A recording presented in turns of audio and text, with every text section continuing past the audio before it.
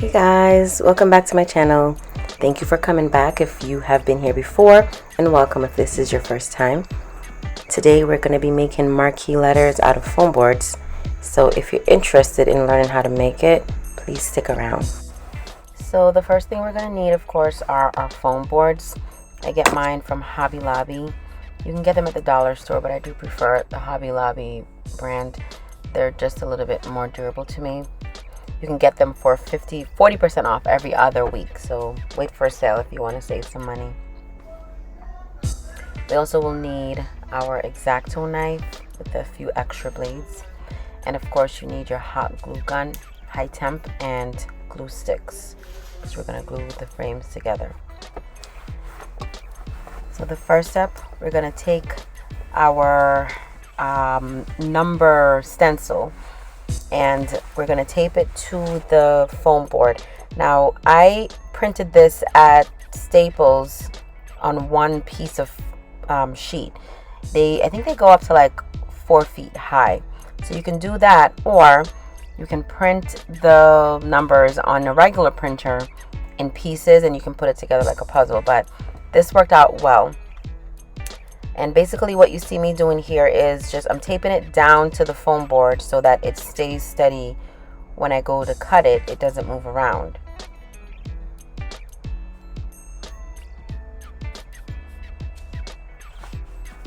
Now I'm just taking my yardstick and I'm using it to help me to cut the line straight. So I'm just lining it up at the edge, and then I'm just using it to help me cut all my lines straight.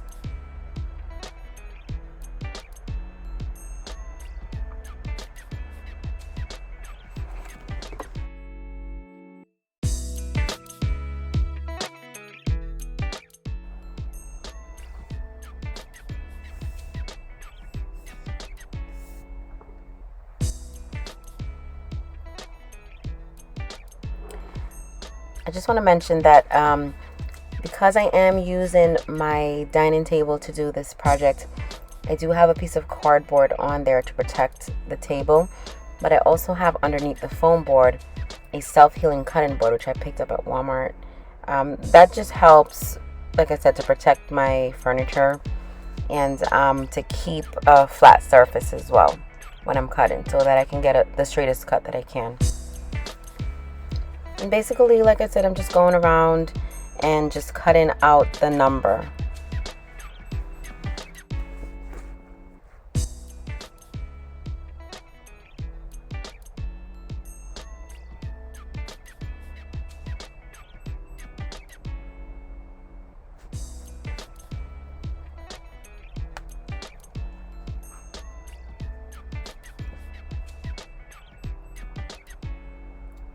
Alright, this is what it looks like now that we have the number all cut out. The next step is going to be to make the strips that you're going to use to create your frame. And what you see me doing here is basically just measuring out how wide I want the frame to be. And I want to say I went with about 4 inches. And I went down the length of that piece of foam and just made marks to make sure that I had 4 inches all the way down. Then drew a straight line to connect them, so I made sure that my strip would be straight, and then I basically just went ahead and cut all the strips out. At this point, I'm not measuring the strips to match the length of the one exactly. I'm just cutting out 4-inch wide strips so that I can have enough to go around the full length of the one and create that framed effect.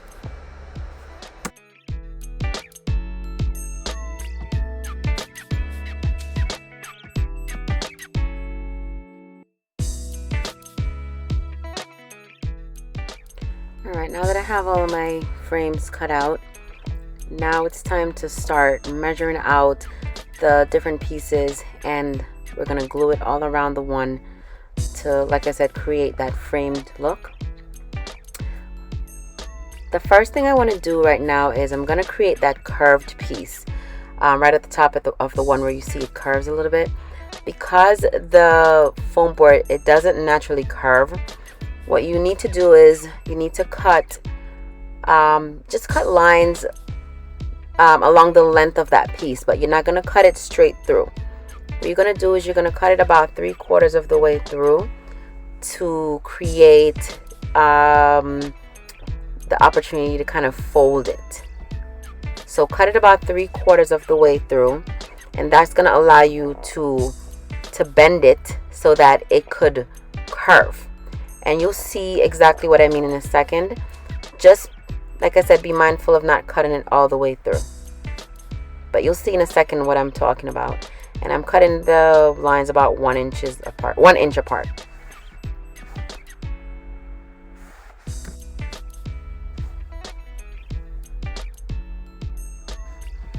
So you see what I mean?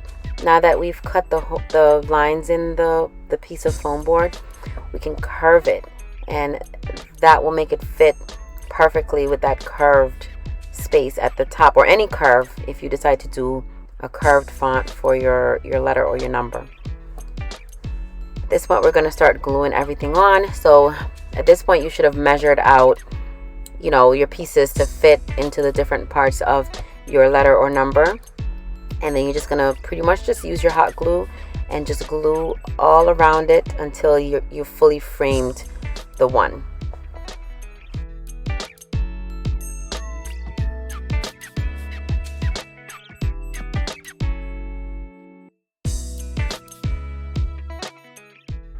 By the way, guys, just be careful with the hot glue. It is pretty hot and you can burn yourself, so just be very mindful and careful with that.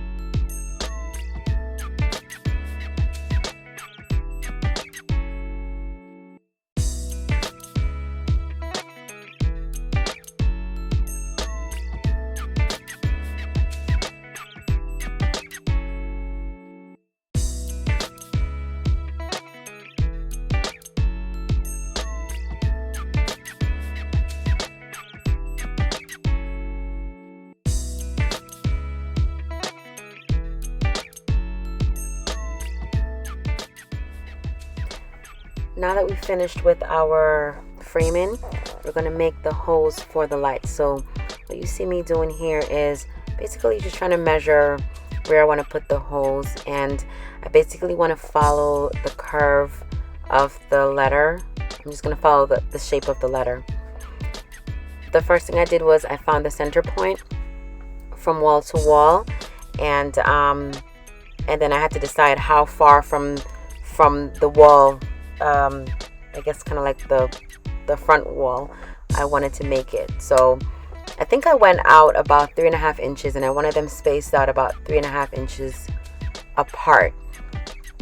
And basically for the next few minutes, you'll just see me measuring, just measuring to make sure that they are centered and evenly spaced while still following the shape of the one.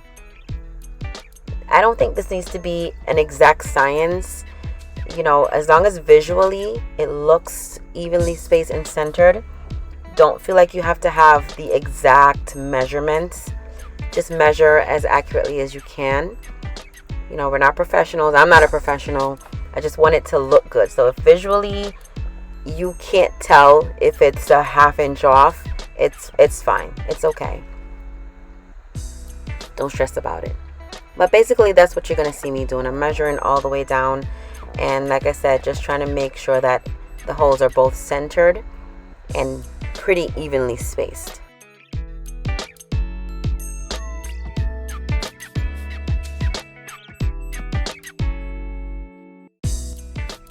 for the bottom piece, we're going to start at the bottom and measure from wall to wall to find the center point.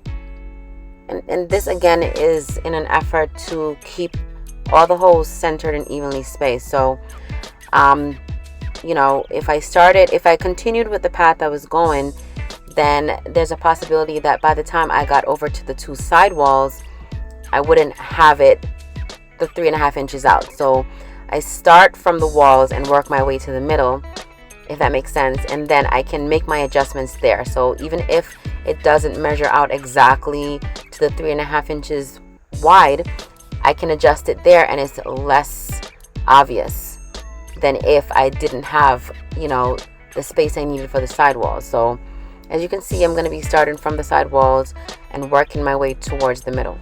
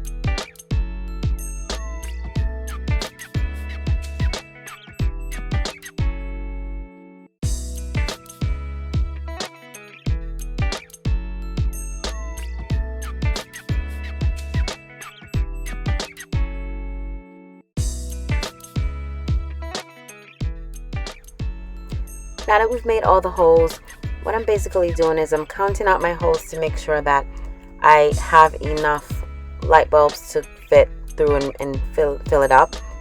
And I'm just using the pencil to make a hole through the foam board to the back, because the light bulbs are going to come from the back, and I want to make sure that I can see from the back where they need to be placed. These are the light that I used. It was Christmas time, so I used string lights that they had in the store.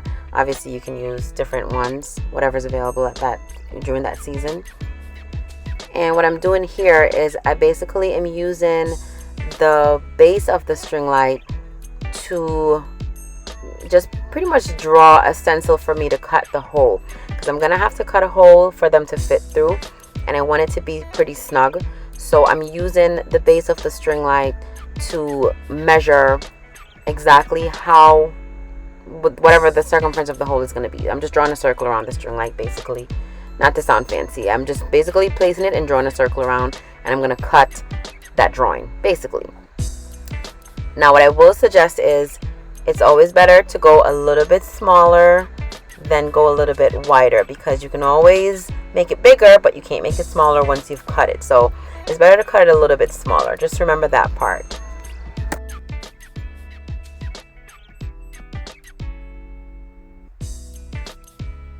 As you can see, I'm just using my X-Acto knife to cut around, basically trying to make a circle based on the drawing that I made.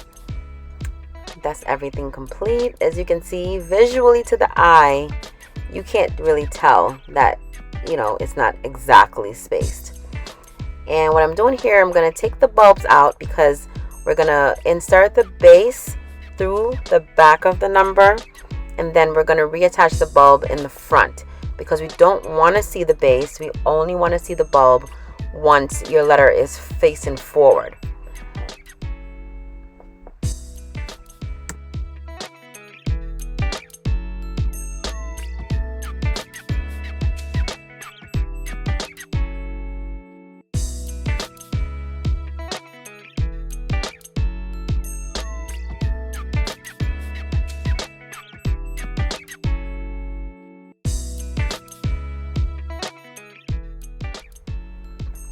Alright, now that we have completely taken all the bulbs out, we are going to start inserting the base into the pre-made holes. I don't know if you can tell, but some of these holes are giving me a little resistance, and that's okay. You kind of want that, because you want to have them fit as snug as possible, so you don't want to make the holes too big.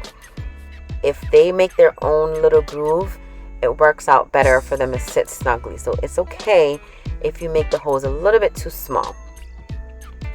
This particular string light has 25 bulbs, which I didn't need 25 bulbs. I have less than 25 holes, but it works out because, as you can see right here, I needed to skip a couple of the bulbs in order to stretch it to the next hole.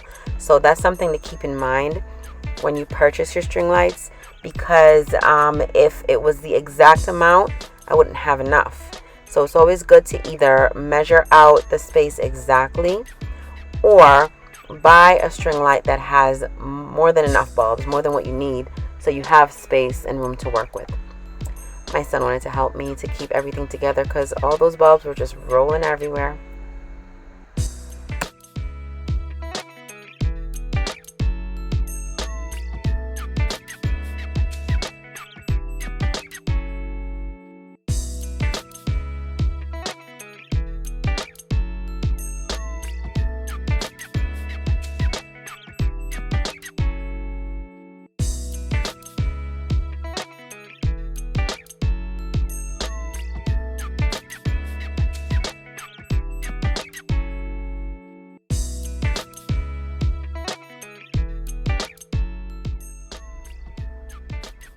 Now, because we do have those extra bulbs and the extra string, we're just going to tape it to the back so it's not hanging loose, because you don't want to see that.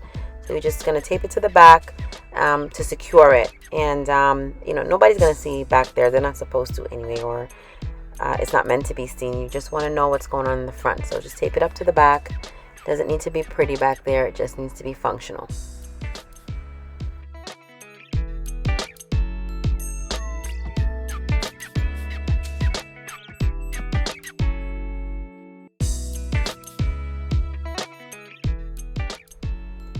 Now let's flip it over and pop those bulbs in. And I do want to point out, you can see all of the green bases. We don't want to see that. We just want to see our bulbs. So what I'm going to be doing is, as I reinsert the bulbs, I'm going to push the base back through towards the back and have the bulb sit flush on the foam board. So when you look at the light from the front, you're only going to see the bulb. You're not going to see that green base. We're only going to see that bulb, which is what we're going for.